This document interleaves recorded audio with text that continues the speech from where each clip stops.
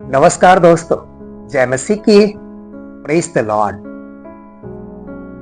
दोस्तों, क्या कभी आपने सोचा परमेश्वर ने हमें अपने ही स्वरूप में क्यों बनाया? क्या सच में हमें अपने रूप रंग को बदलने की आवश्यकता है? दोस्तों, आज हम एक बहुत ही गहरी सच्चाई को जानने जा रहे हैं। एक ऐसी सच्चाई जो आपके सोचने की नजरिया को बदल सकता है। यदि आप यह समझना चाहते हैं कि परमेश्वर की सृष्टि में कोई त्रुटि नहीं है और हम वैसे ही सिद्ध हैं जैसे हमें बनाया गया था, तो इस वीडियो को दोस्तों अंत तक जरूर देखें, क्योंकि आज हम एक ऐसे विषय पर चर्चा करेंगे जो हमारे विश्वास, हमारी सोच, हमारी आत्मिक समझ को एक नया दृष्टिकोण देगा।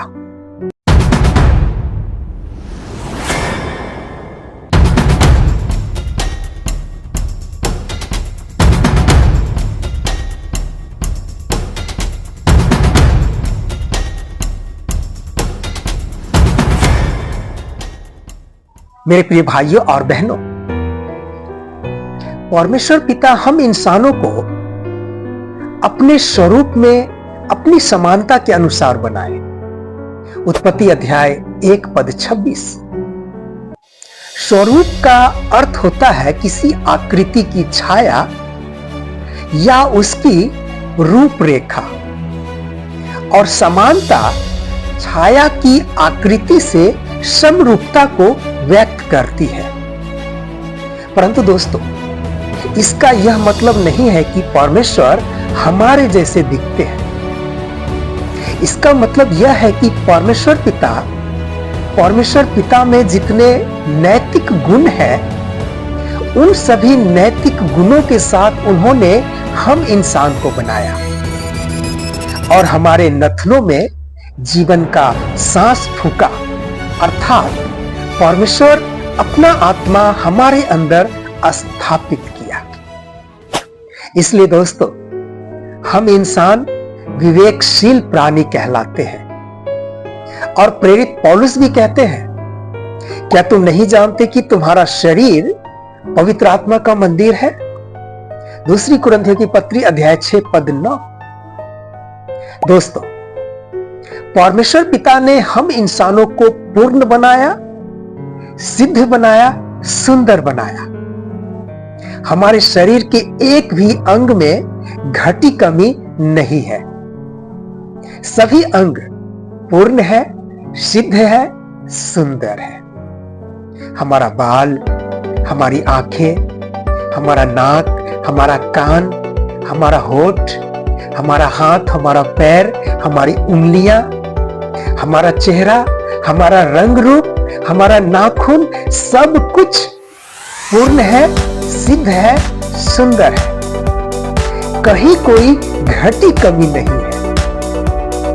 परमेश्वर पिता हम इंसानों को बनाने में कोई गलती नहीं किए हैं और ना कर सकते हैं। फिर भी दोस्तों, हम इंसान परमेश्वर पिता के ऊपर उंगली उठाते हैं। यदि अविश्वासी ऐसा करे तो हमें उनसे कोई लेना देना नहीं है, परंतु यदि विश्वासी करे तो ये बहुत दुख की बात है। दोस्तों, अक्सर औरतें, लड़कियां श्रृंगार करती है ताकि वो सुंदर दिख सके। आंखों में काजल, होठ में लिपस्टिक, रंग बिरंगे नाखून, कान में, गला में, उंगली में, पैर में, कलाई में। इसका क्या मतलब हुआ दोस्तों? इसका यह मतलब हुआ दोस्तों कि परमेश्वर पिता ने उसे जैसा बनाया है उसमें कोई कमी रह गई है, इसलिए वो श्रृंगार करके उस कमी को पूरा कर रही है।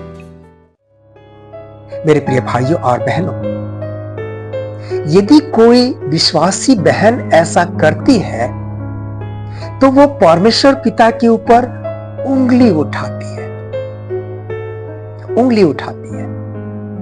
आपने मुझे ऐसा बनाकर गलती की है, इसलिए मैं श्रृंगार करके उसे ठीक करती हूं। दोस्तों, प्रेरित पतरस इस बात को अच्छी तरह से जानते थे और समझते थे, इसलिए उन्होंने कहा, श्रृंगार तुम्हारा आंतरिक व्यक्तित्व हो जो नम्र और शांत मन वाले अविनाशी आभूषण से सुसज्जित हो। पहला पतरस अध्याय 3 पद 4। और दोस्तों, दुनिया के सबसे बुद्धिमान व्यक्ति सुलेमान कहते हैं, आकर्षण तो झूठा और सुंदरता व्यर्थ है, परंतु जो स्त्री ईश्वर की भय मानती है उसी की प्रशंसा होगी। नीति वचन अध्याय 31 पद 30। दोस्तों, क्या कभी आपने किसी जानवर को श्रृंगार करते देखा? सही सुना दोस्तों, क्या कभी आपने किसी जानवर को श्रृंगार करते देखा? नहीं देखा, मैंने भी नहीं देखा। मान लीजिए दोस्तों कि मैं एक बिल्ली को श्रृंगार करके आपके पास लाऊं, तो आप क्या कहेंगे? क्या कहेंगे? शायद आप यही कहेंगे कि क्या विनोद भाई, अच्छी खासी बिल्ली को आपने तो बंदरिया बना दिया, है ना? दोस्तों, शायद जानवर भी हमारे विषय में ऐसा ही सोचते हो। अच्छे खासे शक्ल सूरत को बंदरिया बना लिया। खैर, प्रभु का धन्यवाद हो, प्रभु का धन्यवाद हो कि जानवर क्या सोचता है हमारे विषय में हमें पता नहीं चलता। यदि पता चल जाए तो बहुत बेइज्जती हो जाएगी, है ना दोस्तों? बहुत बेइज्जती हो जाएगी। और अंत में मैं यही कहना चाहूंगा दोस्तों कि परमेश्वर की रचना पर कोई संदेह नहीं किया जा सकता। उन्होंने हमें पूर्ण, सिद्ध और सुंदर बनाया है।